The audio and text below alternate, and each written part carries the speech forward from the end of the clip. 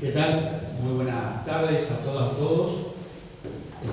Muchas gracias, Juanjo, por la invitación a participar de este evento, que es un evento que llena de orgullo la carrera y también de alegría, en el sentido de que toda presentación de un libro de un profesor de la casa es un motivo para festejar, para reconocer, para comentar y también para hacer lo que estamos haciendo en este momento, que es mostrar aquello que hace la universidad pública, ¿sí? Detrás de cada libro siempre hay un esfuerzo muy importante, se trate de una obra o un texto monográfico o de una compilación de autores, y en general este tipo de eventos cuenta acerca de eso. No sé específicamente por dónde va a ir tu intervención, Juanjo, pero un poco la idea es, además de presentar el contenido, de tener comentaristas que de alguna manera revisen, repasen la obra, también de presentarle a estudiantes, a curiosos, a interesados, a colegas, qué es lo que motivó esta criatura, que en definitiva es eso, es una criatura. En este caso impacta el tamaño, una cosa es verlo en la versión en digital, en el flyer, y otra cosa es tenerlo así, que en realidad leyendo el subtítulo por ahí no debería llamar tanto a sorpresa el tamaño, porque es desde el virreinato a la ley bases, o sea, no dejó nada por escribir. Entonces, simplemente de mi parte eso, saludar y celebrar la presentación de este flamante libro de Juanjo. No digo último porque muy probablemente con el ritmo que tiene Juanjo habrá mucho más por delante de lo que auguramos, y también agradecer a todo el panel aquí presente, además obviamente del público. Así que aquí quedamos.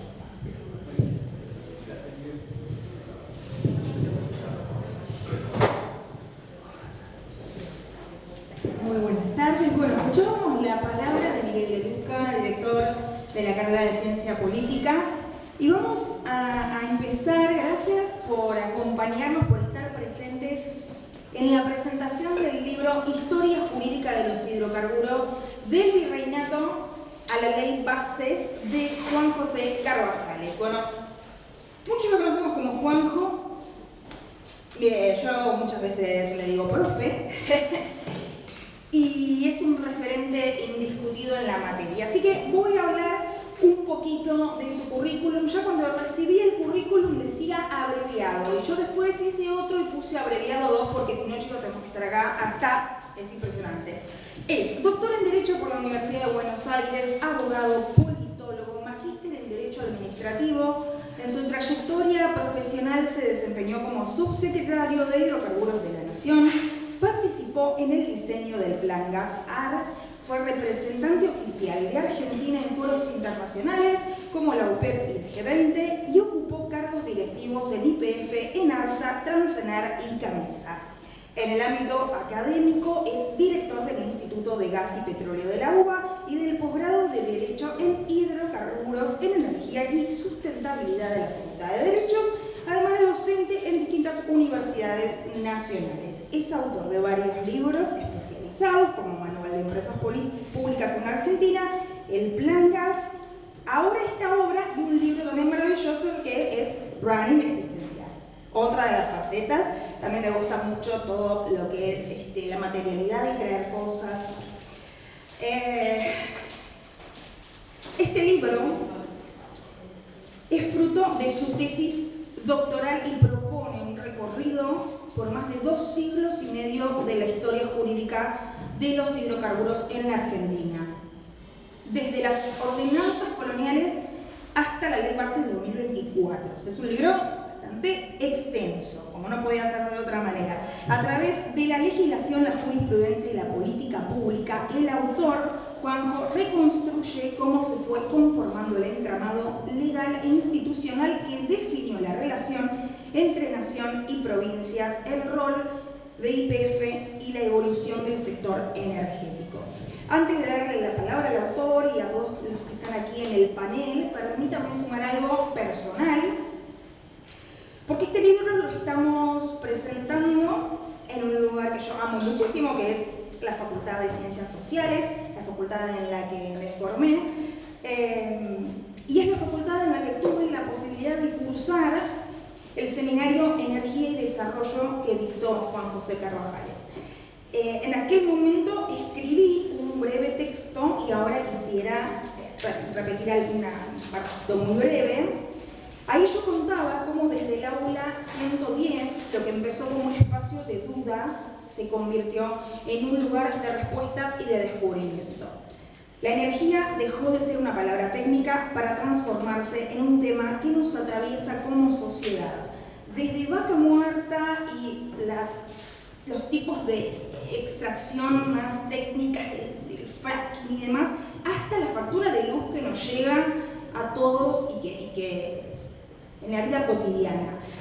Ese espíritu, el de abrir preguntas, el de dialogar, hacer dialogar a distintos saberes, me parece que es la esencia que está presente en este libro y que está presente en su autor Juan José Carvajales. Tenemos invitados, luego los voy a presentar, pero antes vamos a darle la palabra, les pido por favor un aplauso para comenzar. Va a tomar la palabra el profe Juan José Carvajales, autor del libro que hoy presentamos.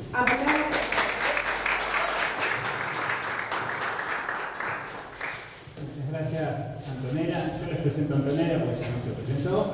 Antonella Liborio cursó con nosotros el seminario hace unos años. Es casi licenciada en Ciencia Política y es periodista. Entonces, en esa época, el trabajo final, le dije, ¿por qué no te animás a escribir sobre? Yo no me acordaba, sobre la cursada, sobre la experiencia, y salió un trabajo muy lindo. Hoy la pueden encontrar en TN y otros medios, así que les recomiendo. Y quería empezar agradeciéndole a Miguel y a la carrera por este espacio, por el acompañamiento que siempre nos han brindado al seminario, a Elsa, obviamente. Y decir que estoy muy feliz de estar acá. Para mí esta presentación tiene un sentido especial por varias razones. Ahí llega Arturo Tridei, que fue el co-equiper en el comienzo de este seminario, gran responsable de que esto exista en esta facultad. Allá por 2016 arrancamos, así que tenemos ya unos años de trayectoria. Y digo que es muy especial porque este es mi quinto libro, pero es la primera vez que presento en esta facultad un libro, así que, y está en una biblioteca, mi madre es bibliotecaria, y es la primera vez que en el primer banco no está mi padre, que siempre me acompañaba a todas las presentaciones, así que tengo así como mucha carga, y ver tanta gente conocida, alumnos, egresados del seminario, así que estoy muy feliz de estar acá, y bueno, y ojalá que estos libros, yo les llamo la trilogía, traje 3, ¿no? Manual de Empresas Públicas en Argentina, que hicimos con Arturo y otros colegas con un proyecto de investigación. El Plan Gas, que hoy algo hablaremos, es un programa, una política pública que está vigente, y el manual es como la trilogía que editamos en la editorial de la Universidad Nacional de José de Paz, otra universidad nacional, que con mucho esfuerzo y empuje pone a disposición de todo el público estas obras que son de descarga libre, así que cualquiera puede entrar a la editorial y bajar todo el contenido en forma completa.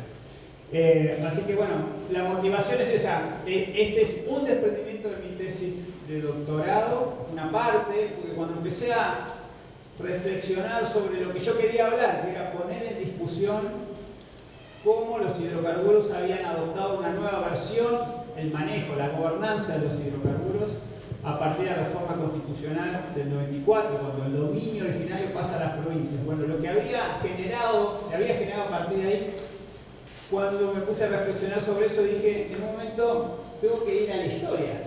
Entonces busqué los libros de Marcelo, busqué unos cuantos libros, y después, como mi tesis era jurídica, dije, voy a hacer un hito, una correlación de hitos históricos, y después me entusiasmé y terminó siendo un capítulo específico de la tesis, toda la regulación histórica. Y claro, cada vez tenía que ir más atrás, a Código de Minería, a la Constitución, y de ahí me di cuenta que las cosas venían del régimen regalista, del rey, de la corona. Entonces, bueno, por eso tuve que bucear tanto. Y después llegar a nuestros días, entonces me quedó así la paleta bien amplia. Una satisfacción haber hecho la tesis de doctorado después de muchos años, pensé que no iba a lograrlo. Y estamos trabajando en el próximo libro, Miguel, que va a salir este año en el que viene, que es la tesis en sí, ¿no? Esta es la parte histórica, más regulatoria, pero bueno, donde está la propuesta sobre cómo vemos nosotros esa relación. Pero bueno, para eso tenemos los invitados. Anto, si te parece, no me acuerdo del orden, ¿cómo empezamos? Empezamos entonces con Marcelo.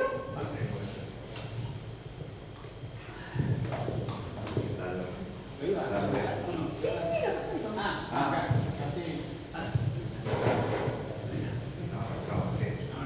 Arrancaba. Marcelo, vas a poder hablar largo y tendido. Marcelo Logier es magíster en Historia Económica por la Universidad de Buenos Aires, doctor en Historia, es investigador principal del CONICET, profesor titular de Historia Económica y Social Argentina y director de la Maestría en Historia Económica y de las Políticas Económicas en la Facultad de Ciencias Económicas de la UBA.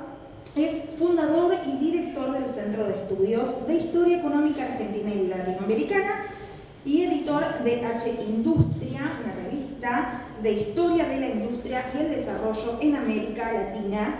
Publicó numerosos libros, artículos, capítulos de libros sobre historia económica, historia del pensamiento, historia industrial y historia sobre las empresas públicas y privadas. Marcelo Logier entonces va a tomar la palabra.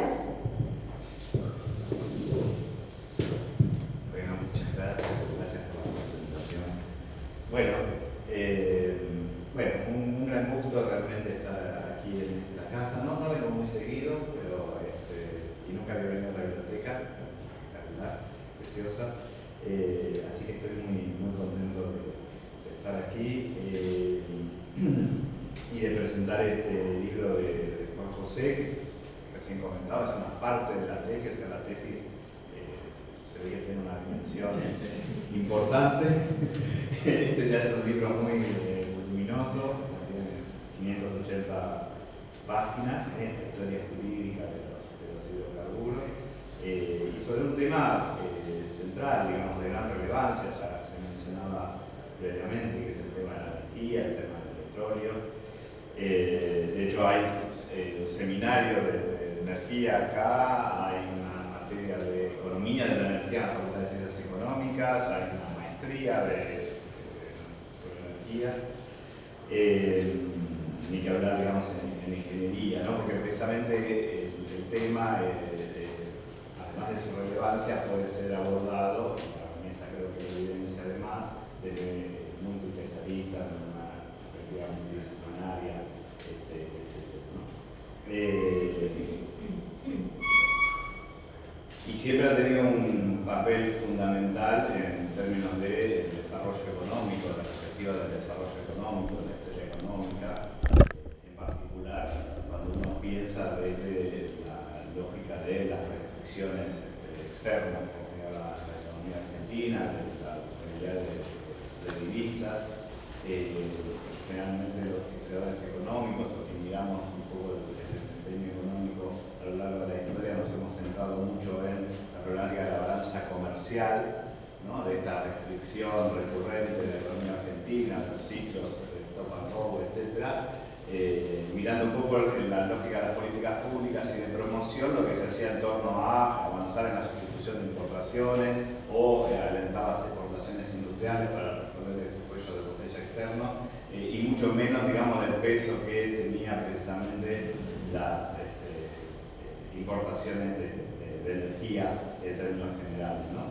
Y hoy nos encontramos en una situación también de algún modo excepcional, en algún sentido podría ser bastante positiva, ¿no? Respecto precisamente a esa potencialidad del sector para proveer de divisas, pero también, digamos, bastante preocupante en otros aspectos, digamos, que tienen que ver con el abonamiento productivo, pensar, digamos, precisamente la producción de energía en términos de desarrollo, así como en general, digamos, toda la producción minera, ¿no? Se habla de proyectos más extractivistas, etc. Es decir, hay posibilidades, pero también los desafíos son enormes, para no caer, digamos, a medios que pueden generar mayor exclusión social, etc. Bueno, pero digo, más allá de esto, contarles un poquito de qué va el libro. El libro tiene, o la organización del libro tiene dos capítulos, que en realidad son dos partes del libro, porque digamos como capítulos son muy extensos. El primer capítulo tiene unas 360 páginas, o algo así. Es el capítulo más histórico, que precisamente va desde la época de la colonia a la ley de bases, ¿no? A este nuevo contexto, en todo caso para discutir de transición, oficioso, ¿no? etc.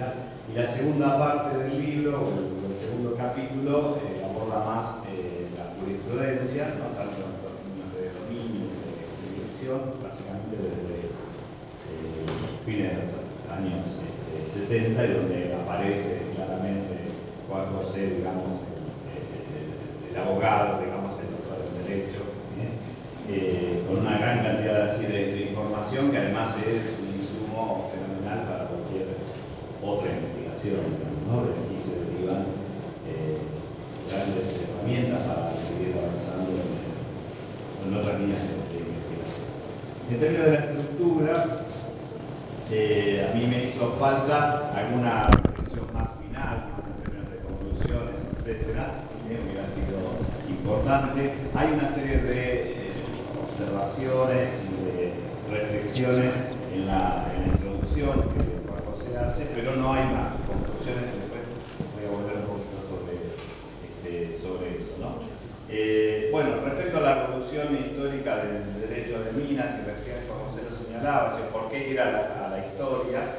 Y me parece muy relevante, por mi propia perspectiva, mis propias investigaciones, de por qué pensar, digamos, en un análisis más histórico para poder explicar los procesos más actuales, viendo que la búsqueda final de Juan José, la búsqueda final de la historia, es tratar de explicar de mejor manera la realidad actual y presentar una serie de perspectivas y de opciones.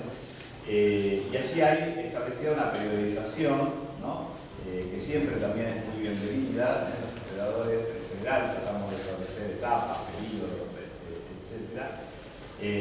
Porque bueno, digo, en esas periodizaciones uno concentra una serie de factores, de elementos, de variables que explican, digamos, el movimiento allí en ese marco temporal, y permiten identificar quiebres, rupturas, en todo caso continuidades también, ¿no? Entonces, Juan José nos presenta 8 etapas desde la época colonial, la época previa, digamos, incluso al virreinato, porque la primera ordenanza, digamos, que considera son de fines del siglo XVI.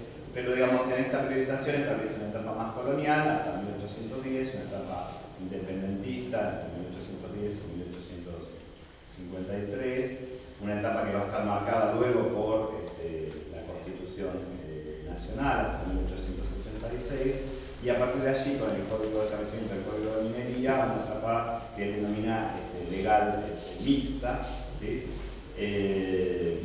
Hasta 1935. Ahí en la introducción vos decís algo como una etapa nacional, si no me equivoco, pero después en la estructura de los capítulos sigue como legal mixta. No sé si hay alguna cosita, bueno, en todo caso, para aclarar, digo, ¿no? Si uno sigue la lógica de los capítulos, es como que continúa la etapa legal mixta en el periodo del 35 al 49, aunque vos haces una distinción en la introducción, que me llamó un poquito la atención, y luego una etapa, digamos, constitucional y nacional a partir de 1949 con la reforma de la Constitución durante la experiencia peronista hasta 1990, ¿no? que es un periodo largo donde suceden muchas cosas adentro, ¿no? Entonces a veces mi lógica, digo, me sorprende porque es difícil identificar, digamos, claramente el criterio para los cortes. O sea, me descolocó mucho, pero después, digamos, a lo largo de la lectura, bueno, se fueron aclarando un poco estas etapas, ¿no? El criterio está fundamentalmente vinculado sobre la cuestión jurídica del dominio, ¿no? Entre nación y provincia, y rompe un poco con los criterios más o menos tradicionales en términos de control estatal o privado, digamos, o relaciones así.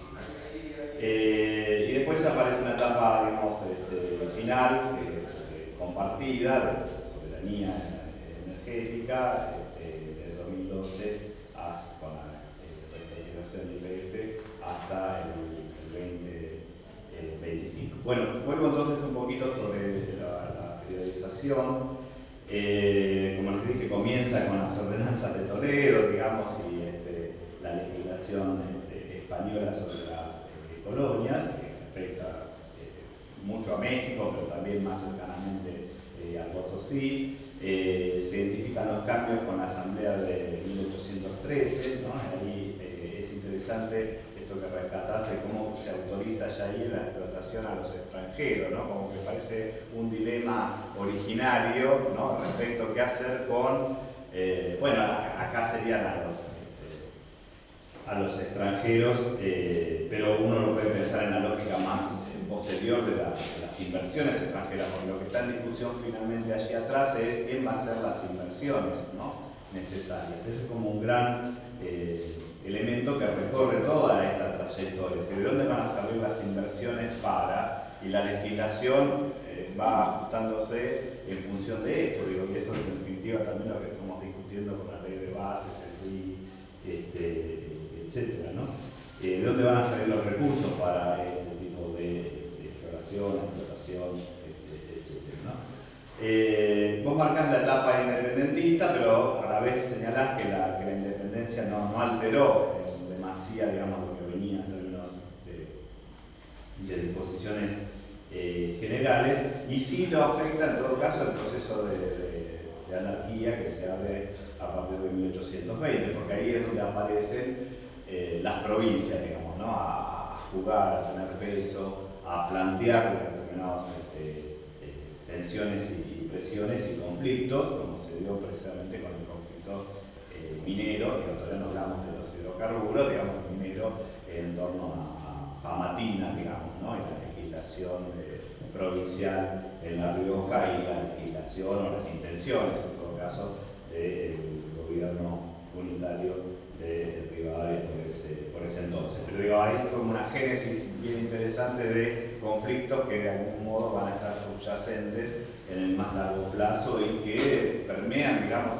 discusiones actuales, ¿no? De control político, de control soberano sobre determinadas actividades. Y me pareció muy interesante lo que vos destacás de la Constitución del 53, como que no parece jugarse del todo, ¿no? Y las discusiones en torno a ello, vos lo definís como una legislación neutra, ¿no? En términos de dominio, de nación y provincia. Bueno, yo te doy algunos pies como para que vos después, en todo caso, profundices ahí, pero digo, me parece que ahí hay una beta para discutir, al menos desde el punto de vista histórico. Y después tenemos el Código de Minería, a partir de 1886, que ya incluye decididamente el tema de los hidrocarburos y la discusión sobre el subsuelo y el derecho del Estado sobre ello y no el descubridor, que va a ser también una gran discusión, porque precisamente eso otra vez pone determinados límites a la inversión, límites al desarrollo, y hay muchas tensiones para modificar ese código de minería para quien, digamos, de generar los estímulos necesarios para que el que descubre, más allá del que quiere, que es el dueño del terreno, tenga determinadas garantías para ejercer esa actividad, ¿no? Son todas cuestiones que tienen gran debate, en todo caso discusiones en determinados contextos, ¿no? Bueno, pero el hito ahí obviamente es el descubrimiento del petróleo, o sea, de los mitos que hay en torno a eso, pero pues en todo caso aquí más puede tomar el tema. Pero el hecho de que el petróleo fuese descubierto en el territorio nacional facilita, digamos, un poco las posibilidades de que sea el Estado Nacional el que lleve adelante esas actividades, ¿no? Y bueno, finalmente la creación de YPF en 1922 como empresa estatal. Ahí a mí me hubiera gustado quizás alguna referencia a este hecho que parece muy trascendente de que se conforma una empresa estatal y no hay empresas estatales en el rubro a nivel internacional. Entonces, ¿cuáles son los factores, las condiciones que, ¿no? Más allá que es un recorrido jurídico, permiten explicar, digamos, ¿no? O sea, qué modelos hay, incluso desde el punto de vista estrictamente jurídico, ¿no? ¿Cuáles son las ideas que están circulando, en dónde se nutren? Porque no hay una experiencia en ese sentido, ¿sí? ¿Qué rol tienen en todo caso el nacionalismo o los militares en particular, ¿no? De hecho, Mosconi va a estar al frente de la empresa, cuáles son las ideas que están circulando en torno a esto, ¿no? Porque uno puede tener atrás incluso una discusión respecto al nacionalismo petrolero más general o en relación con el nacionalismo irigoyenista, ¿no? Entonces, ¿cómo se vincula esta decisión con ese núcleo de ideas, si es que había tales, más en general respecto a la intervención del Estado en la perspectiva radical de entonces, ¿no? Pero lo que me pareció muy interesante es cómo, más allá de la legislación, después hay que negociar, ¿no? Y YPF sale a negociar punto por punto con unas provincias para poder avanzar en su actividad y finalmente, como se señalaba, se transforma en una gran empresa, de hecho la empresa argentina más importante, más grande de la Argentina durante décadas, ¿no? Y lo sigue siendo hasta hoy, digo, ¿no? En términos de su proyección, de su capacidad productiva, etc., ¿no? Después viene esta etapa de empresas, esta etapa mixta, donde aparece la idea de las sociedades mixtas. Yo tenía la idea de que la legislación sobre sociedades mixtas era un poquito posterior, más de los años 40, unas reformas en ese sentido, pero bueno, otra vez está la discusión entre Estado Nacional y Estado provincial, hasta que en el 45 se crea la Dirección Nacional de Energía, que significativamente depende de la Secretaría de Industria y agrupa ahí a YPF, a otras empresas o departamentos o agencias estatales como gas, las centrales eléctricas, la producción de carbón, ¿no? Ahí es interesante durante el peronismo que Perón precisamente tiene la intención de crear una empresa mixta, o por lo menos es la idea, digamos, con YPF para atraer inversiones, y eso finalmente se frustra, pero se crea así la Empresa Nacional de Energía, ¿no? Una especie de corporación que incluye a todas estas empresas, es decir, la utilización o la incorporación de YPF dentro de un plan más vasto, digamos, de resolver problemas de una manera más estratégica, ¿no? Bueno, en la etapa siguiente, de 49 al 90, hay obviamente muchísimos cambios, pero más allá del cambio fundamental que se establece con la Constitución, hay algunas cositas puntuales que son bien interesantes, como por ejemplo el tema de la discusión de los contratos petroleros con Perón.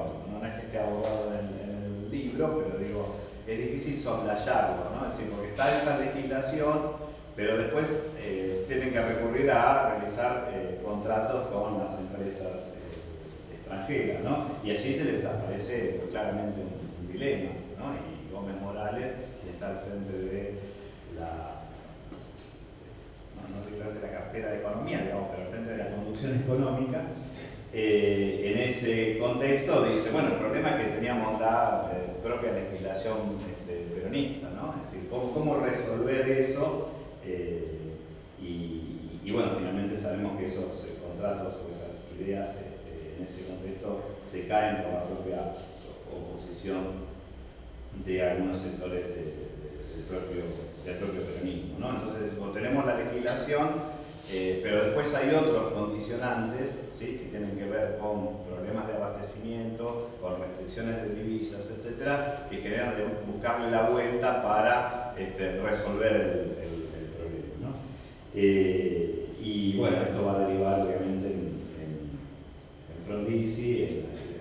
No sé por qué vos hablas del retorno de la batalla del petróleo, pero digo, sí, la batalla del petróleo, que está vinculado a otro proceso desde el punto de vista legal, que es la ley de inversiones extranjeras, ¿no? Es decir, ahí, combinar, en todo caso, esa batalla del petróleo con otro tipo de legislación, porque tiene atrás, como trasfondo, ya estoy diciendo muy largo, perdón, como trasfondo el tema de la inversión, ¿no?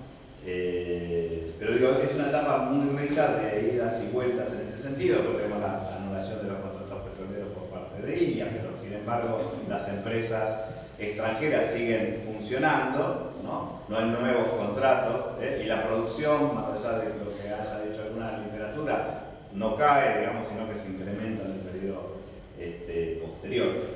Eso a mí me hubiera gustado también, ¿no?, que en algún punto, junto con la legislación, alguna mención de cómo va la dinámica de la producción, ¿no?, y de algunos de estos problemas más macro generales, ¿no? Bueno, 1973 plantea como una especie de retorno al 49, porque se conforma la Corporación de Empresas Nacionales. Sin embargo, la Corporación de Empresas Nacionales lo que intenta es otra vez armar una especie de gran holding público que ahora no abarque solo a las empresas de energía, sino también, digamos, al resto de las empresas públicas. Ahora, las tensiones en eso son fenomenales y pasan poco, porque nadie le quiere dar las acciones o los paquetes a esta nueva corporación, y en particular el sector militar. Luego tenemos la etapa de la dictadura, privatización periférica, etc. Bueno, como ustedes verán, recorre cada uno de los avatares de la dinámica política e institucional y económica y macroeconómica de la Argentina, ¿no? Yo tengo como algunos interrogantes en esto. Por un lado, digamos, esto de la periodización, si vos digamos, podrías argumentar más en términos de la justificación de esa periodización, ¿no?, porque a veces es difícil por la estructura que uno tiene, ¿no?, respecto al problema de cómo encararla. Pero sobre todo, digamos, cómo conjugar precisamente este relato sobre la dinámica jurídica con las políticas, ¿no?, con las políticas pendulares, que no son solo jurídicas, sino que tienen que ver con esta discusión sobre el autoabastecimiento, sobre lo estatal, sobre lo extranjero, sobre la idea de la empresa mixta, y cómo en definitiva eso está vinculado a una estructura que reclama resolver algunos problemas fundamentales de orden macroeconómico, de política económica, vinculada a la cuestión de la inversión. Obviamente después hay definiciones políticas más generales, ¿no?, en términos de nacionalismo, o políticas más heterodoxas, con políticas liberales. Pero me parece que poner atrás las ideas como sustrato de estas políticas y finalmente como sustrato de la legislación podría llegar a ordenar. Y esas ideas están en definitiva en relación con los actores, ¿no?, los que juegan en el negocio, con los grupos de presión, etc., que tienen que ver con las empresas, con los empresarios, en términos de corporaciones, de cámaras, de sectores, con las propias burocracias que se van conformando, ¿no?, en particular, no solo en la estructura de IPF, sino en la estructura que está vinculada a la energía a nivel nacional y provincial, y de los militares. Yo creo que el rol, el papel que tuvieron los militares en el desarrollo de este tipo de actividades y sus ideas permearon mucho de lo que se fue definiendo, además por el lugar político que ocuparon durante buena parte del periodo que se analiza, mucho de lo que se fue definiendo en términos de la legislación. Bueno, y ahí hay otra pregunta para ir cerrando respecto a los recursos, porque estos recursos también son dinámicos, digamos, ¿no? Porque en algún momento ni se discute los hidrocarburos y se discuten las piedras preciosas, los metales y qué sé yo, pero digo, hoy discutimos, o después se discutió fuerte los hidrocarburos, y hoy quizás en este proceso de transición energética estamos discutiendo, o deberíamos discutir también en parte el futuro, que pondría en un lugar distinto, digamos, a la producción de los hidrocarburos, ¿no? Eso es una reflexión. Pero bueno, quizás esto es lo que a mí me hubiera gustado que estuviera al final como alguna reflexión de conclusiones. Algo vos señalas al principio, me hubiera gustado que apareciera al final, quizás es un deseo mío, pero de todos modos esto no le quita ningún mérito, digamos, a este libro, que me parece fabuloso, me parece, como dije al principio, de gran utilidad para contextualizar. Uno aborda un periodo, bueno, ojo que lo que estaba legislado en ese periodo era esto, ¿no? Y ahí son marcados algunos límites donde pueden empezar a jugar todas estas otras variables, actores, etc., ¿no? Entonces me parece que para un trabajo académico, histórico, de investigación, es un libro de referencia ineludible, ¿no? Y en ese sentido yo aprendí mucho y tomé nota y lo que como diciendo, bueno, a poco que acá, para no meter la pata, hay que mirar el libro de Juan José. Pero además me parece de gran utilidad, y yo ahí no me voy a meter, en términos de las perspectivas y de la política pública, ¿no? Que son muchas herramientas para pensar en cuestiones y lo otro que te quería preguntar, después, en todo caso, para abrir el juego, es cómo te llevas con la historiografía más específica sobre el tema, ¿no? Por el libro de Soberberg o por el trabajo ya no tan reciente de Adano, etc., ¿no? Así como tu trabajo de investigación termina en diálogo con esa literatura.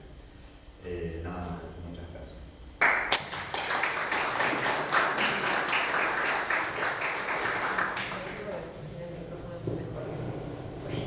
Hola. Para hacer ruido, ¿no? Sí, por eso no me pero con la voz fuerte. Me mandó a escribir otro tomo. Sí. ¿Sí? No. ¿Ah? No apague. ¿Lo apagaste? Sí, hablamos fuerte. Bueno, gracias por este análisis completo del libro. Es lo que decíamos un poco al principio, ¿no? Los libros de Juan José abren al debate, a la pregunta, nunca son conceptos cerrados, y eso es lo que tiene de interesante.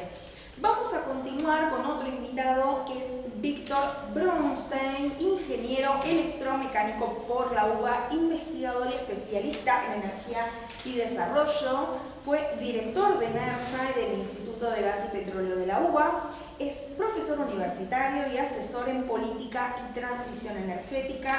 También coeditor del Reporte Energético Global y autor de numerosas publicaciones sobre energía y cambio climático. Vamos a seguir en la línea de la historia, en este caso abordar un poquito la historia política del petróleo.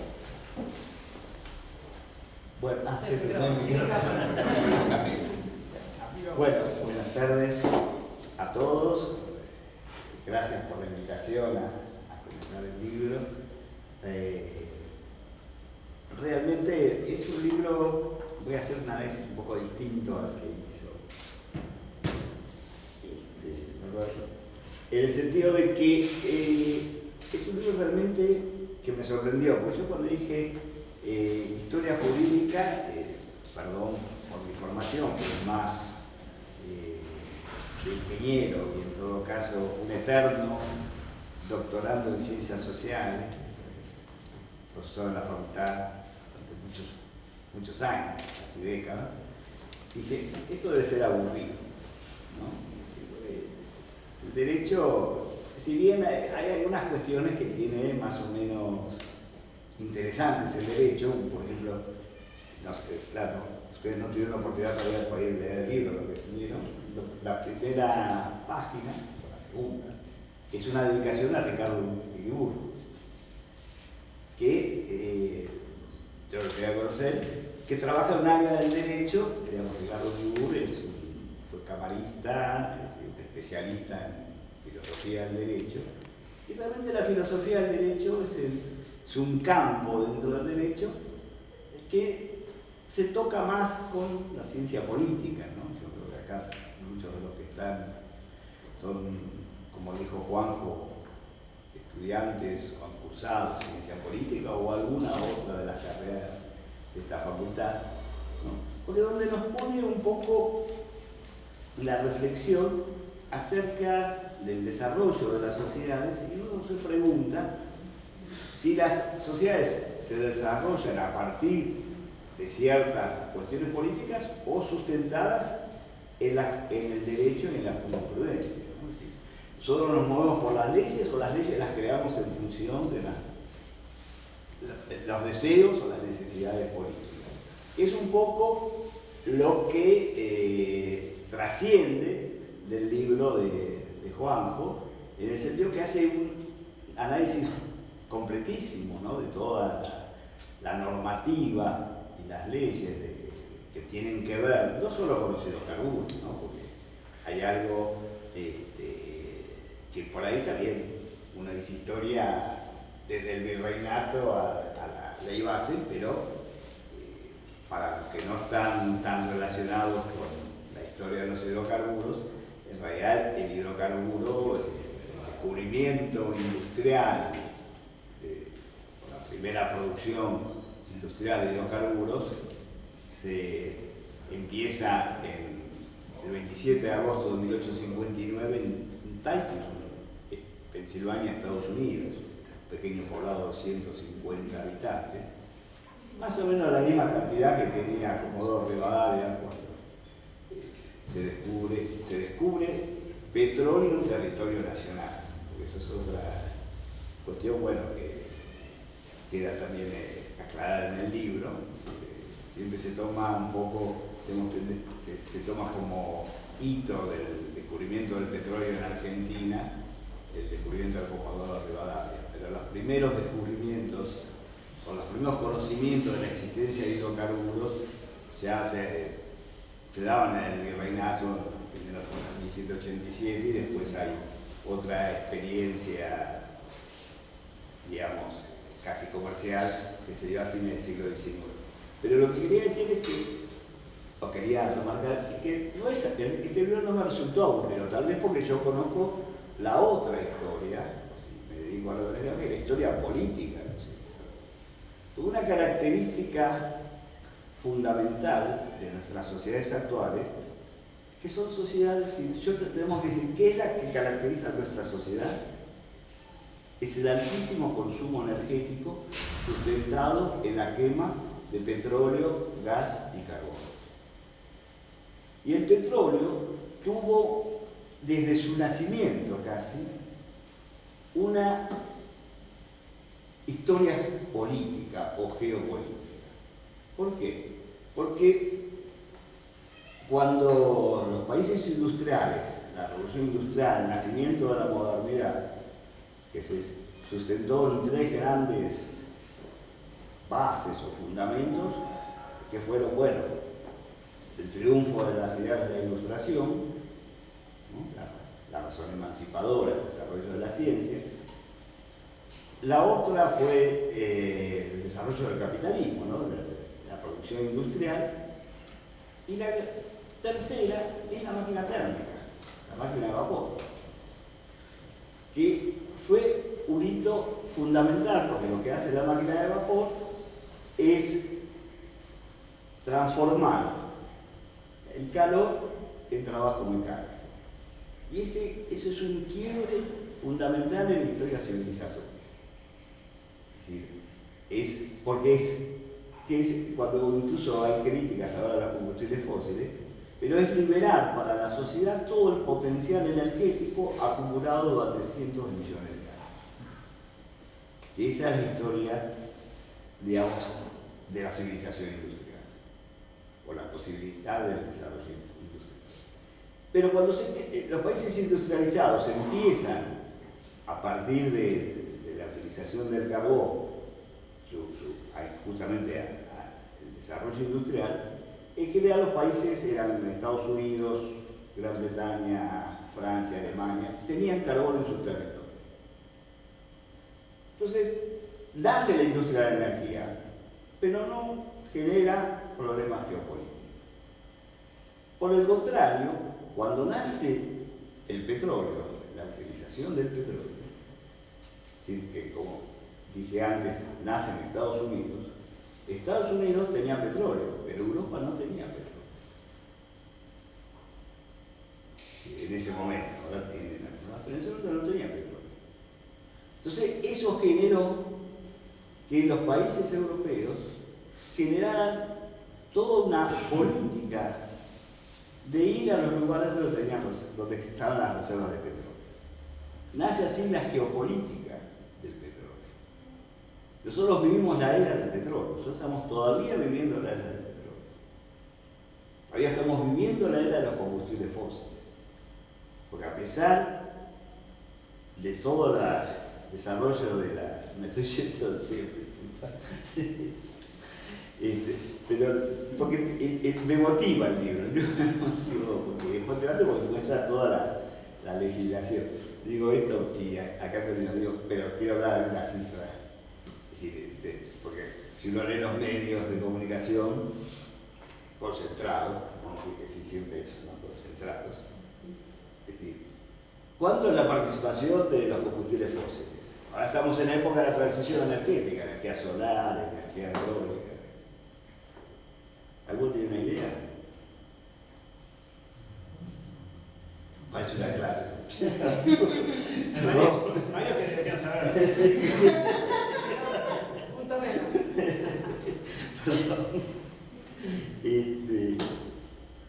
Bueno, hubo un cambio de metodología que aumentó un poco ahora la participación de los combustibles fósiles en el último informe del Instituto de Energía, que era lo que editaba tradicionalmente BP, British Petroleum,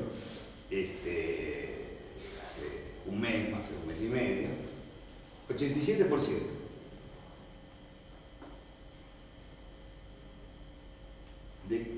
Entonces, ¿dónde está la transición energética? La importancia es el petróleo, todavía, y por varias décadas. Pero volviendo, entonces vamos, es decir, lo importante es reconocer el valor y la necesidad de entender la historia política. Entonces acá, como el libro es muy extenso y no quiero tratar tanto, voy a tomar 2 o 3 hitos. El primero, que se nombra justamente, que es la etapa después de la Constitución del 53, que como bien se dijo, como que le esquivó el bulto la Constitución del 53, ¿no? Definió, porque acá hubo siempre, en Argentina, tiene una historia entre, digamos, ¿sí? Una historia no resuelta en un montón de aspectos sobre la relación entre la nación y las provincias. Es decir, siempre se discutió, digamos, el dominio, y no solo el dominio, sino también, que también está planteado en el libro, la jurisdicción del tema del petróleo, ¿no? De los hidrocarburos. Y entonces tomé una parte de la etapa que me parece interesante destacar, que es que Argentina, digamos, que fue pionera en un montón de cuestiones en Latinoamérica, también fue pionera en cuanto a reconocer la importancia del petróleo. Entonces, lo charlamos con Juanjo, es decir, ya en 1871 porque en 1865 fue donde se empiezan a encontrar los primeros descubrimientos de petróleo en Argentina en Jujuy, en un lugar que se llama Laguna de la Brea, ¿no? Donde había afloramientos de petróleo, y entonces de ahí un señor llamado Villa quiso empezar a explotar ese petróleo. Fíjense que en Estados Unidos fue en 1859, acá hasta 1865, habían pasado nada más que 6 años y ya en Argentina, digamos, se intentaba, se reconocía la importancia que tenía el petróleo, y se crea la compañía jujeña de queroseno. Porque no sé si ustedes se han hecho alguna vez la pregunta, porque ¿en qué usamos fundamentalmente el petróleo? ¿Puedo salir del lugar del profesor? Te estamos preguntando. ¿El petróleo? Bueno, estamos rodeados de petróleo. Pero, ¿saben para qué cuál fue el origen del descubrimiento del petróleo? ¿Por qué se buscó el petróleo? Porque en ese momento no existía automóvil. No se usaba para el transporte.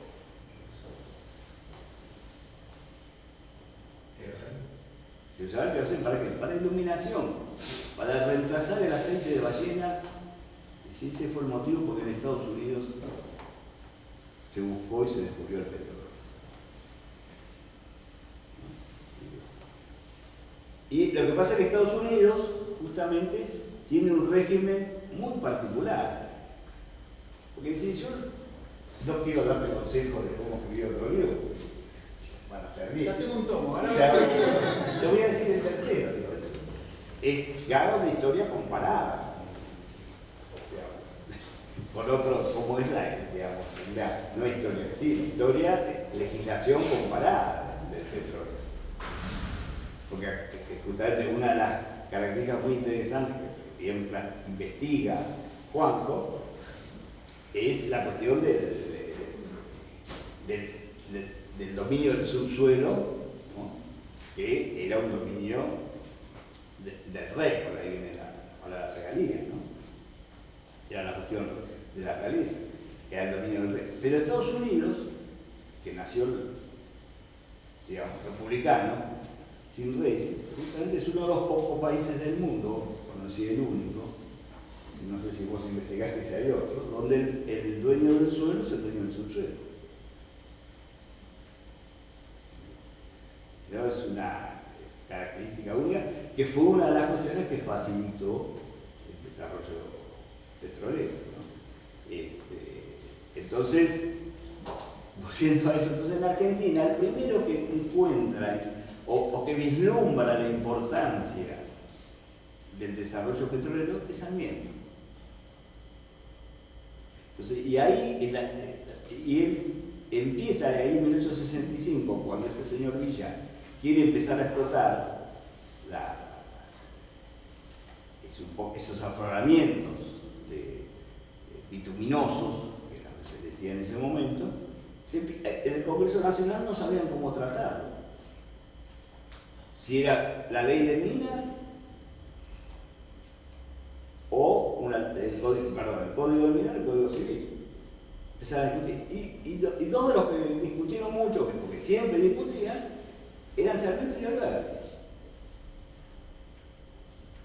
Que fueron siempre, entre comillas, grandes, no diría adversarios, ¿no? Es decir, políticamente. Y ahí Sarmiento se reconoce esa importancia y hace una exposición en 1871, cuando era presidente, y les pide a las provincias de Salta y de Jujuy, que es donde primero se habían encontrado los afloramientos, también en Mendoza, que lleven muestras a esa exposición, porque él la veía como un lugar para el desarrollo de esas provincias, como un elemento fundamental. Entonces ese es un hito que me interesa marcar. Y el otro, también interesante, es cuando se descubre petróleo en Comodoro Rivadavia, el 13 de diciembre de 1907. Que el descubrimiento del petróleo, bueno, se dice si realmente estaba buscando agua y descubrió petróleo, se sabía que había cierta posibilidad de descubrir petróleo. No vamos a entrar en esa discusión. Lo importante es que el 14 de diciembre de 1907, Figueroa Alcorta, que era el presidente en ese momento, saca un decreto, digamos, haciendo una reserva de 5 leguas, que son aproximadamente 25 kilómetros a la redonda, para que no se pudiera, digamos, los privados no pudieran pedir, que en ese momento, por el Código de Minería de 1886, podrían pedir derechos de explotación, ¿no? Y nace así un poco el nacionalismo petrolero en Argentina. Y la pregunta que uno tiene que hacerse, ya que estamos anotar para hacer, ¿por qué el sector conservador, roquista, tuvo esa actitud nacional respecto al petróleo? Yo no soy historiador, soy historiador del petróleo en todo caso, me lo pregunto. Porque esto no fue solo, se quedó ahí. Después se crea YPF en 1922, que muchos decimos, eso es tema para discutir, que fue la primera petrolera nacional. Ahí fue la primera petrolera nacional 100% estatal. Pero la primera petrolera con presencia, con mayoría estatal, que tenía el 51% de mayoría estatal, fue British Petroleum. Y que también tiene que ver con una cuestión política y militar. Porque en el año 1912, el responsable del almirantazgo era Winston Churchill, en Gran Bretaña, y un asesor de él, amigo, que era el almirante Fisher, le propone pasar los buques de la Royal Navy, digamos, de la Marina Británica, a combustible líquido. Hasta ese momento se usaba carbón. Y entonces Churchill compra la idea, pero dice, pero si nosotros pasamos a petróleo, en ese momento las empresas, estaban las grandes trusts petroleros, y en Inglaterra eran Shell y la Anglo-Persian, dice, en un discurso que él da en la Cámara de los Lores, dice, no podemos depender de estos buenos muchachos, por la Shell y lo que se llamaba la Anglo-Persian.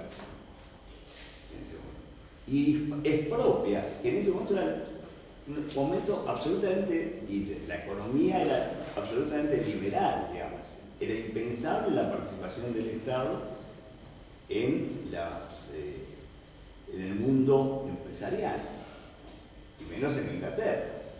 Y ahí nace la primera empresa petrolera con participación mayoritaria, que fue la British Petroleum, ¿no? Y eso fue uno de los motivos porque en 1914 empieza la guerra, y uno de los motivos que se gana la Primera Guerra Mundial es que el poder que tenía los buques que funcionaban con combustible líquido respecto a la flota alemana, que era mucho más poderosa, pero funcionaba con carbón. No voy a explicar por qué, después tiene que ver con la facilidad de almacenamiento, sobre un montón de cuestiones que la densidad energética del fueloil es mayor que la del carbón, etc. Entonces, este es el otro granito que tuvimos en Argentina. Es decir, cómo logramos, digamos, tener el nacimiento de lo que se llamó el nacionalismo petrolero. Y el otro, para terminar, el otro granito fue en la Constitución del 49, el artículo 4. que ahí refleja y donde se dice, el artículo 40 dice claramente que el dominio de los hidrocarburos, de otras cosas también, ¿no? Pero, es inalienable e imprescriptible de la nación argentina.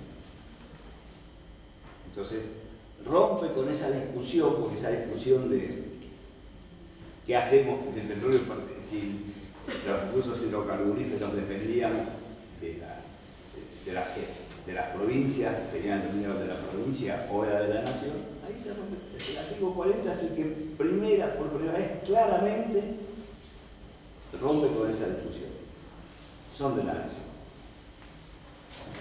Bueno, algo con lo cual coincido, y que es cierto, hay que plantear después que cuando Perón quiere firmar los contratos con la California en 1955, tenía el problema del artículo 40 de la Constitución de 49, porque no permitía las concesiones. Bueno, siempre se puede interpretar, esa es otra cosa del derecho. Siempre puedes interpretar. Así que bueno, hay más para hablar, pero con esto dejo que sigan. Hoy Juanjo no puede decir pasapalabra de ninguna manera, porque además tenemos ahora la última invitada que va a abordar la temática energética, pero ya un poquito más acá en la actualidad. Vamos a presentar a Lara Bernstein, licenciada en Antropología Social y doctora por la UBA. Es consultora en Economía y Energía, docente universitaria y especialista en políticas públicas vinculadas al medio ambiente y al sector energético, con experiencia en organismos internacionales y en el sector privado. Lara, te damos la palabra. Bueno, buenas noches a todos y a todas, que nos falte. Bueno, en principio, gracias Juanjo por la invitación. Nos hemos encontrado en muchos ámbitos, pero es la primera vez que nos encontramos compartiendo un espacio en el marco de la universidad, en la que ambos somos docentes. Así que bueno, nada, también está bueno encontrarnos acá y nada, revitalizar estos espacios, ¿no? Digamos, para quienes también, más allá de seguir siendo docentes en la universidad, estamos en el ámbito privado, volver a la universidad, participar, darle dinamismo, vida y defender estos espacios que hoy están siendo tan vapuleados, así que está buenísimo encontrarnos en la Universidad de Buenos Aires. Yo voy a ser breve, porque es viernes, es tarde, vamos a tratar de divertirnos y que haya un poco de debate.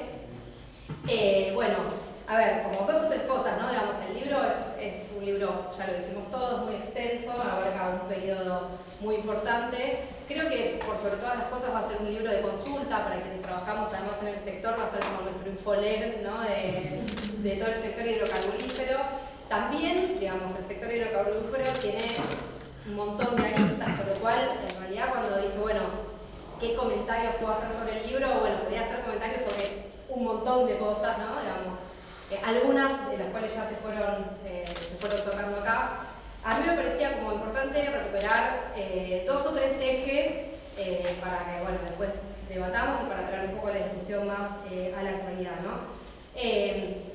Una de las cuestiones que a mí me parece importante, digamos, por sobre todas las cosas, que esta historia jurídica en realidad lo que refleja son los debates históricos, sociales, políticos que nos atraviesan a todos y a todas. Y sobre todo, digamos, en los últimos años ha estado muy presente en la agenda pública. Y bueno, en relación a eso me parece como, yo quería marcar como tres ejes, ¿no? Digamos, el primero que tiene que ver con las tensiones que hubo fundamentalmente a lo largo del siglo XX en relación a la tensión entre el Estado y las provincias, entre la apropiación y aprovechamiento de los recursos naturales, de los recursos estratégicos. ¿Quién iba a aprovechar esos recursos naturales? ¿No? Digamos, si los íbamos a aprovechar los argentinos como una visión más estatista, o digamos, si se iba a poder, lo que iban a poder aprovechar el capital extranjero. Me parece bueno que esta fue una tensión que atravesó todo el siglo XX y que además estaba asociada a la idea de una finitud del recurso, ¿no? Digamos, me parece que con el descubrimiento de Vaca Muerta, digamos, esa idea de finitud del recurso se nos aplaza un poco, también en el marco de la transición energética, con lo cual tal vez ahora el debate esté puesto en ese capital extranjero que va a venir, digamos, bueno, ¿qué es lo que va a dejar? más allá de lo que se va a llevar, ¿no? Digamos, que eso que se va a llevar, bueno, parece que esa finitud se aplaza, ¿no? Entonces me parece que ese es un debate que, bueno, que la legislación representa los debates que atravesaron el siglo XX en relación a la idea de soberanía, digamos, del nacionalismo petrolero y a las visiones más liberales. Bueno, obviamente eso se ve reflejado en todas las normas que van atravesando, bueno, todo el siglo XX. Y después, digamos, otra de las cuestiones que me parecía interesante marcar, justamente relacionada al debate del aprovechamiento, quién invierte, digamos, y qué nos queda a nosotros como argentinos, me parecía importante marcar, digamos, la dictadura, la última dictadura, en el comentario que me hizo Víctor, la última dictadura militar como un punto de inflexión en relación a la apertura, ¿no? de alguna manera al capital privado, que si bien fue incipiente, fue sentando las bases para que en el contexto del Consenso de Washington y de las políticas de apertura al mercado se llevara, digamos, a la posterior privatización en la década del 90, ¿no? Digamos, y en ese sentido lo que nosotros vamos a ver es que tras la privatización, los primeros años tras la privatización, se incrementó, digamos, la producción hidrocarburífera, pero eso fue en detrimento de la obtención de nuevas reservas y de la falta de inversión. ¿Por qué? Básicamente porque Repsol pasó a ser una empresa transnacional con un portfolio, digamos, que no estaba centrado en Argentina, y eso implicó que la reinversión no se diera en nuestro territorio, ¿no? Digamos, y la consecuencia que tuvo fue la caída de la producción y la necesidad de importar volúmenes de energía que en un contexto de restricción externa, pusieron a la balanza energética en una posición muy difícil, por no decir deficitaria. Bueno, y en ese sentido, digo, me parece que este fue un punto de inflexión. ¿En qué sentido? Digo, bueno, las políticas neoliberales no fueron solamente en Argentina, digamos, se dieron en distintos países de Latinoamérica, pero sin embargo en Argentina, bueno, se vendió la petrolera de bandera, ¿no? Digamos, esto no se hizo en otros países de Latinoamérica. Por ejemplo, podemos mostrar modelos como el de Colombia o modelos como el de Brasil, en donde se aplicaron políticas neoliberales, pero que no implicaron la extranjerización de la petrolera de bandera, y que hoy tienen resultados, y que han tenido resultados muy distintos a los que tuvo Argentina. Y después, digamos, marcando, digamos, como algunos de estos hitos, bueno, ¿qué es lo que pasó tras la crisis del 2001? Con el marco regulatorio ad hoc, ¿no? Digamos que no hubo, por ahí, digamos, no hubo una reforma integral, sino que se fueron poniendo parches, y estos parches fueron llevando a que empeorara cada vez más también la situación de la inversión y de los niveles de producción, hasta que, bueno, se toma el otro hito que quería marcar, que es la recuperación del paquete accionario de YPF, que fue un hito, digamos, económico, político y simbólico para todos los argentinos, por lo que representa YPF en nuestro país. Y bueno, en qué medida, digamos, el control de la petrolera de bandera le permitió también al Estado diseñar y pensar políticas públicas destinadas a sostener e incrementar la producción. Esto no estuvo exento de tensiones, de hecho en el libro se menciona el acuerdo que hace YPF con Chevron, en donde, lo que se pedía era que ese acuerdo fuera público. Más allá de los cuestionamientos, lo que hoy nosotros sabemos es que este impulso inicial que se le dio a la producción de shale tras la recuperación de YPF, hoy implica que Vaca Muerta produzca más del 50% de la producción de hidrocarburos que hoy se producen en nuestro país, con lo cual podemos decir que fue una política exitosa. Y que además, y esto me parece importante, digo, más allá de las diferencias o de las posiciones políticas que nosotros podamos tener, está claro que la producción de hidrocarburos y el sostenimiento, ¿no?, de las políticas de expansión de la producción se sostiene a lo largo de los distintos gobiernos. En ese sentido, digamos, hay un consenso en que es necesario sostener los niveles incrementales de producción en Vaca Muerta, no solo para abastecer el mercado interno, sino por la posibilidad de exportación que genera. ¿Y qué quiero decir con esto? Digo, y esto también es otra de las cuestiones que se analiza en el trabajo, digamos, con el cambio de gobierno y con la llegada al gobierno de Javier Milei, se planteó, digamos, el decreto, el primer decreto, ¿no?, digamos, que modificaba todo. Después, digamos, la ley que termina saliendo es una ley que se modifica, que no digamos, dista bastante de ese texto original, pero lo que está claro, digamos, si bien está claro que en lo discursivo hay un cambio muy significativo, en el fondo eso no cambió. ¿Por qué? Digo, ¿no? Porque en estas cuestiones de digamos, la prioridad del mercado interno, ¿no? Entonces la preocupación de que, bueno, podemos exportar, entonces, ¿qué es lo que pasa con nosotros, con la energía que usamos todos nosotros? Bueno, en definitiva, el gobierno se guardó la potestad, o digamos, en la norma, el Estado todavía tiene la potestad de suspender las exportaciones, y es claro, lo estamos viendo hoy, justo lo hablábamos recién, que hoy Argentina suspendió las exportaciones de gas para garantizar el autoabastecimiento interno. Entonces, en ese sentido, digo, me parece que bueno, también el gobierno está en una situación crítica, por lo cual no sé si está preparado en este momento para afrontar una nueva crisis del gas en esta última ola de frío. Pero bueno, en los hechos, las exportaciones se suspenden para abastecer el mercado interno. Y también, digo, y esto para cerrar, porque es que quería ser muy breve, así además podemos debatir y discutir, que es lo más divertido de todo. Así que lo que sí me parece importante es que, más allá de lo estratégico que define un gobierno, porque bueno, está previo a las elecciones y no quiere que haya desabastecimiento de gas o no, digamos,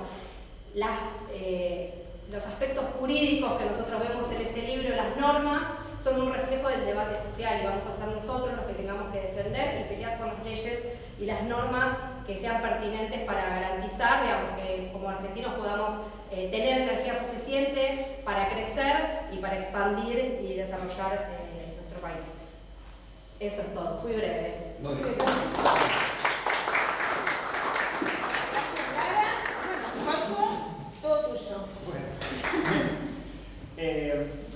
Primero una aclaración, para los que se queden hasta el final, que se la banquen, vamos a regalar ejemplares, vamos a sortear, así que quien si quiera llevarles ejemplares. Tiene que haber preguntas, por favor, para que se Y vamos a hacer preguntas, sí, y Luigi tiene ahí unos numeritos para repartir. Bien, así los motivamos. Bueno, yo tenía algo pensado, pero primero voy a abordar algunas de las cuestiones que me transmitieron, que desde ya les agradezco a todos, y nuevamente a Miguel por darnos el espacio, y sobre todo en la carrera, para tener un ambiente para discutir estos temas, porque estamos convencidos que la ciencia política y la ciencia social en general también tiene que meterse acá, aunque a veces parecen cuestiones más técnicas o económicas, y nosotros las miramos pasar, o jurídicas directamente. Así que gracias por eso. Empiezo por Marcelo. Me mandó a escribir otro libro más de 200 páginas, lo voy a hacer. Saben que en algunas partes, cuando digo el debate económico, social, todo esto, quieren profundizarlo, vayan a leer las obras de Marcelo. O sea, yo le tiro la pelota a él, porque él es el que se dedica a estas cosas. Algo sobre la periodización. Hay dos clivajes que yo tomo al principio. Uno es, ¿quién es el dueño del hidrocarburo? Y es una pregunta que está desde el origen. Y no solo del subsuelo, si era el Estado o los particulares, ¿no? Que ahí también había gran discusión, y se resolvió siempre de una manera homogénea, que es, bueno, el subsuelo del Estado, y bueno, y en todo caso lo dará en concesión, como ya lo daba el rey, pero nunca va a ser privado, como decíamos en Estados Unidos. Pero después vino la discusión de quién es ese Estado, ¿es el Estado nacional o el Estado provincial? ¿No? Y la cuestión del federalismo que está en nuestros orígenes. Por eso yo digo que la primera constitución es neutra, porque no dice nada de recursos naturales, de quién es ni de cómo se van a gestionar. El segundo clivaje es el público-privado, ¿no? Y ahí aparece YPF y aparece con qué herramienta ese Estado va a primero explorar y después explotar los hidrocarburos. Entonces yo trato de usar eso como criterio, como decía, para la periodización. No es el criterio que estamos acostumbrados a ver en la literatura, es un criterio más bien, metodológicamente, más bien jurídico. Primero, es público-privado y después es nacional o provincial, que ahí el corte va a venir mucho tiempo después, con la reforma 94. Hasta ese momento, bueno, siempre hubo linealidad ahí. Y después constitucional o legal, porque para los abogados la pirámide jurídica es relevante. Y además, filosóficamente, si yo regulo algo en la Constitución, le estoy dando mucha más relevancia a si lo pongo en leyes que pueden cambiar en el Congreso cada tanto. Entonces, había periodos donde la regulación estaba a nivel constitucional y después bajaba a la ley y después volvía en el 49 a la Constitución, después bajaba a las leyes o incluso a decretos leyes que no pasaban por el Congreso. Después en el 94 vuelve a subir a la Constitución. Eso era lo que yo quería marcar ahí con algunos periodos como indicadores de esos vaivenes.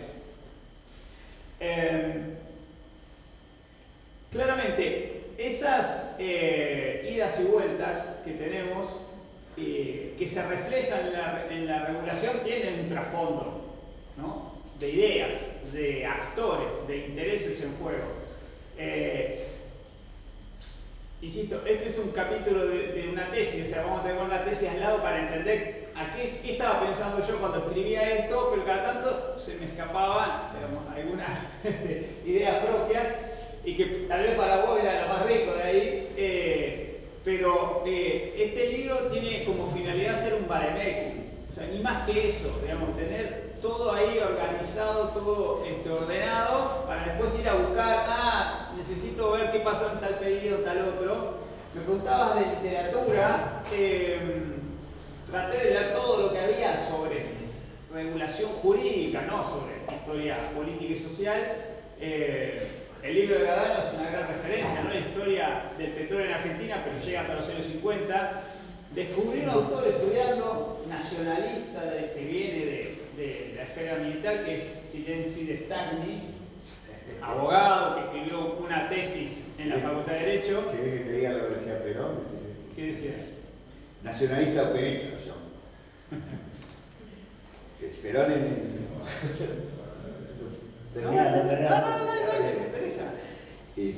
Porque cuando Perón quiere firmar los contratos con la California, que eso tiene que ver con la que hablaba Miguel de la restricción externa, ¿no? Es decir, el último periodo del último gobierno de Perón, las importaciones de petróleo eran del 25 o 30% de las importaciones argentinas, era un déficit, era impresionante. Por eso él quiere firmar el contrato con la California. Pero más allá de las problemáticas jurídicas debido a la Constitución del 49, había resistencia política, tanto de John William Cook, que se resistía al contrato con la California, como todo un grupo llamado Modepana, que el movimiento de defensa del petróleo nacional, donde estaba Silenzi. Entonces, que le impiden firmar el contrato con la California. Y entonces Perón, en el libro Las fuerzas del derecho a las bestias, que escribe en el 55, cuando estaba exiliado en Venezuela, habla justamente, se hace referencia al contrato con la California y dice YPF que en 40 años ha logrado solamente producir el 40% del petróleo que necesitamos. Dice, vamos a necesitar 60 años más para lograr el autoabastecimiento. Entonces, él dice, pero esto nos han atacado los nacionalistas de Upeleta, hablando del silencio, que nos han hecho peor con sus estupideces que los imperialistas con sus riquezas. Pero tampoco quería mucho el tiempo. No, la considera unido de radicales. No, porque YPF no había logrado los objetivos. Mosconi, cuando crea YPF, te propone 3 grandes objetivos.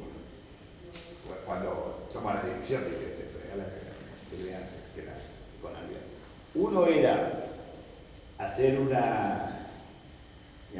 regular un poco el mercado de los combustibles, porque estaba monopolizado por la Standard Oil y la Shell, que el precio del combustible sea uniforme en todo el país.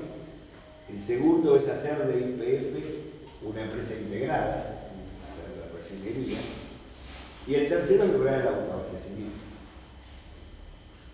Puso esos 3 grandes objetivos.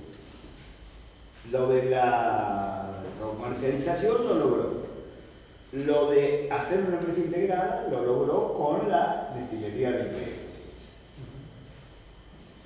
Que ahí también entra, interesante, la cuestión del papel de los conservadores en el desarrollo petrolero argentino.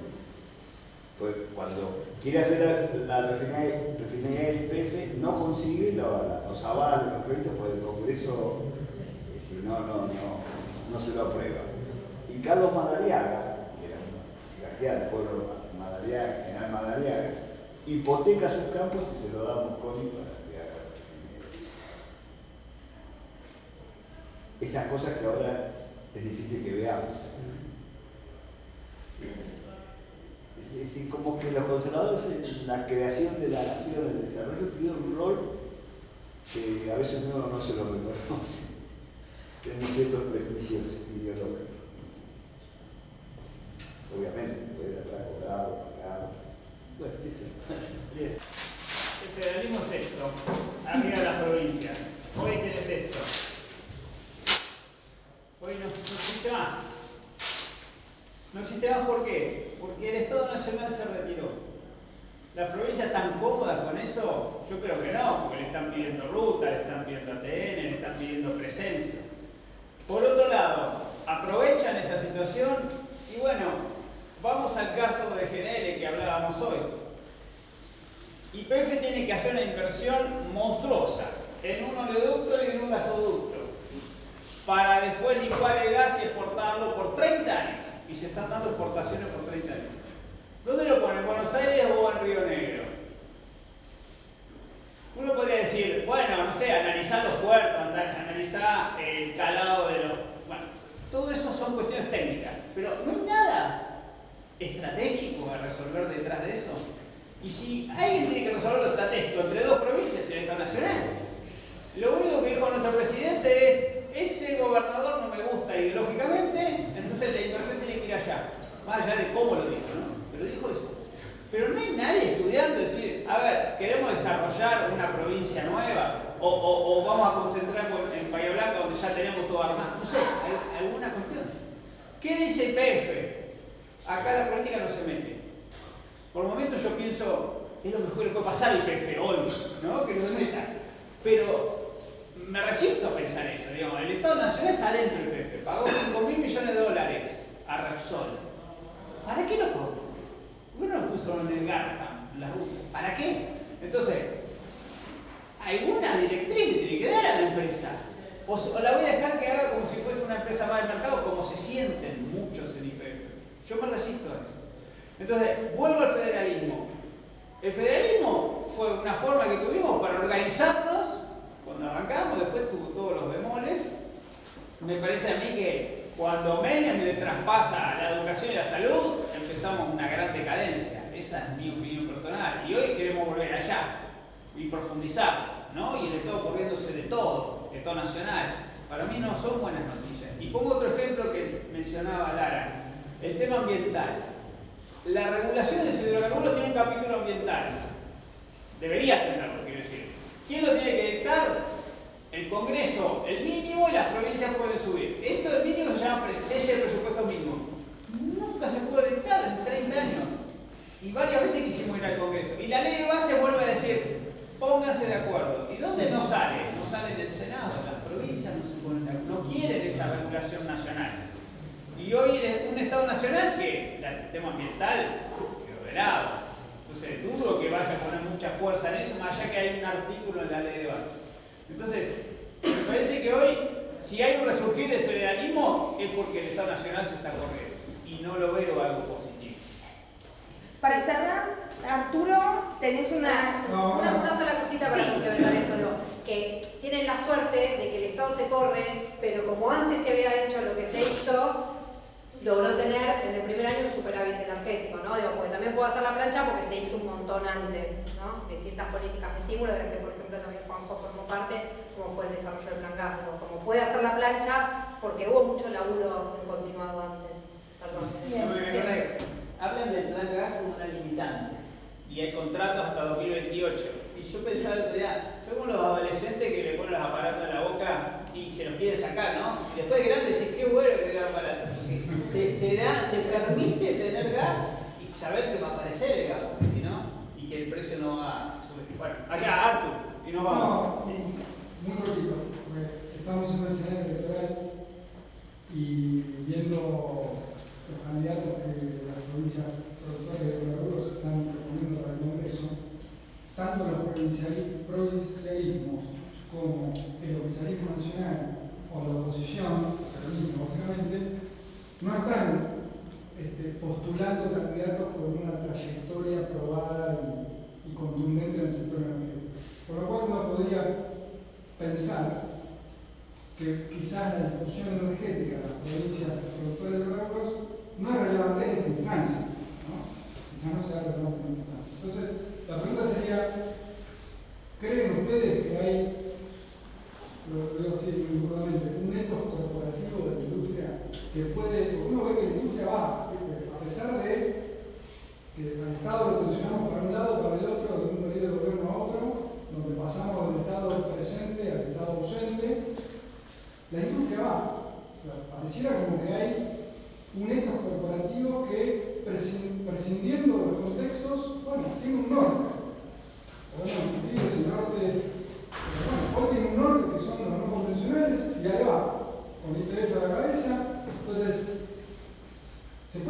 que hay un ethos corporativo en la industria que ya, más allá de las condiciones de la llamada coyuntura o de los modelos económicos, lo que decía el compañero, bueno, va, la industria va a su lugar, no sé hacia dónde, pero va a su lugar, y cómo podemos pensar que el Congreso Nacional va a dar estos debates. Porque uno ve que las comisiones en el Congreso funcionan poco y nada. La comisión, no parece que en los últimos años haya habido una política energética contundente discutida en la Comisión de Energía del Congreso Nacional.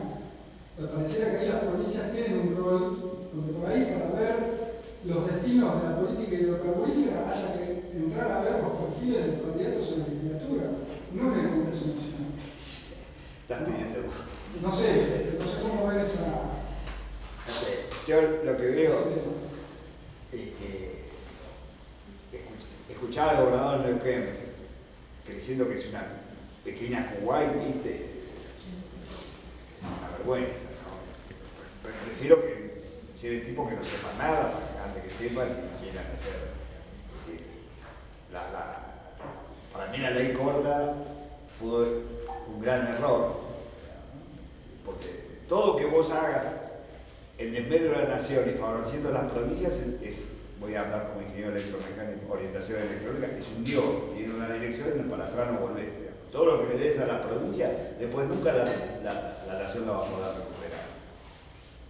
Y en Brasil los recursos son de la nación. En Colombia los recursos son de la nación. En México, país federal, Estados Unidos de México, los recursos son de la nación. En Ecuador son de la nación, en Perú son de la nación. Son nuestros estados. En toda Latinoamérica, el único que le dio los recursos a las provincias fue un señor que quiso ser reelecto, para el cual creó una constitución donde consiguió los votos de la provincia para poder. Y nosotros, que yo al menos, en mi caso, que apoyo cierto sector político, la líder de ese sector político, porque nosotros tenemos, es decir, la reforma del 94 le dio el dominio, pero no la jurisdicción. Pero ¿quién luchó a diente partido por conseguir la jurisdicción? Vos sabés. Fue Cristina. Menos mal que no le dieron bolas, ¿no? ¿Sabés lo que estaríamos? Como cada provincia alguna vez. Una reflexión final. No, estaba escuchando y digo, un poco en función de la pregunta tuya también, digo, reflexionaba en torno a decir, bueno, realmente uno piensa que quienes vayan al Congreso son los que saben, ¿no? Y entonces a partir de ahí, digo, me parece que deberíamos ser bastante escépticos en ese sentido, ¿no? Hay otros intereses que entran en juego o hay otras circunstancias que terminan definiendo y que tienen que ver con cuestiones hasta de mercado, de lógica. Digo, si incluso la propia empresa estatal está pensando, digo, dentro de sus funcionarios, sus gestores, etcétera, digo, independientemente de las políticas más generales, de las políticas estatales, digamos, que podemos pretender en esa dimensión, ¿no? Pero lo otro es, la cuestión ideológica es importante, pero yo creo que mucho de lo que ha sucedido aquí en la historia se explica por otras razones, ¿no? Esas ideas están, pero las definiciones concretas tienen que ver muchas veces con situaciones coyunturales. Lo hablábamos en relación a los contratos con la California durante la época del peronismo y las reacciones en ese sentido. Lo podemos plantear incluso con la experiencia kirchnerista más reciente, digo, en 2012 uno puede decir, bueno, no, se estatizó YPF. Digo, ¿y por qué se estatizó? Porque había una razón de tipo ideológica atrás de una política más pensada, general, estratégica en torno a la soberanía, o hubo una situación coyuntural también específica. ¿Por qué no se hizo antes en todo caso y se hizo en ese determinado contexto? Hay muchas razones para pensar y empezar a jugar con otros elementos, y también, digo, como bien señalaba Lara, la situación más actual, digo, ¿no? Cómo repensar hoy cómo actúa el gobierno con la política en relación a los hidrocarburos en general, etc. Y lo último que quería decir es, pensemos la cuestión de las exportaciones y de sus potencialidades. Como bien decía antes el profesor, decía, bueno, esto no resuelve todo, no alcanza. También hay otras alternativas en la misma lógica, todo el complejo minero en general, digo, ¿no? Que puede generar exportaciones, etcétera, pero después están todos los otros problemas derivados ambientales, de no abonamientos, etcétera, ¿no? Bueno, digo, hay como muchos temas como para abordar, para discutir y complejizar esta situación. Me quedo con la idea de Juan José, digo, lo que se necesita es una definición más estratégica de pensar cualquiera de estos problemas, ¿sí? De hidrocarburos, de la minería, de la cuestión agropecuaria, de la política industrial, etcétera, en el marco de una planificación estratégica. Para eso hay que diseñar capacidades, hay que diseñar políticas y establecerlas a largo plazo, ¿no? Pero eso es el gran desafío, ¿no? Digo, si esa idea de planificación más global, más integral no está, todos son como especies de parches que terminan perdiéndose en el camino dentro de otras lógicas y situaciones de presión, etc. Bueno, hemos llegado al final de la presentación. Quiero agradecerles a todos por acompañarnos, al director de la carrera, a los invitados, por supuesto al autor del libro, a Juan José Carvajales, y bueno, a los que se quedaron hasta el final van a tener la posibilidad de recibir el libro, vamos a hacer el sorteo. ¿Ya están repartidos? Perfecto. Hay que decir números del 80 al 100, que eran los últimos, ¿no? Sí. ¿Sí? Decí uno. Del 84. ¿Usted? ¿Del 80 al 100? Sí. 100. 95. 89. Sí, ¿no? ¿Tiene No, ahí? por ¿Está la mirando? hiperinflación. 88. 88. A ver, tenemos por allá 88, 89, 95, 100, 84. ¿Cuántos hay acá? ¿3? ¿4? 4, 5. 5.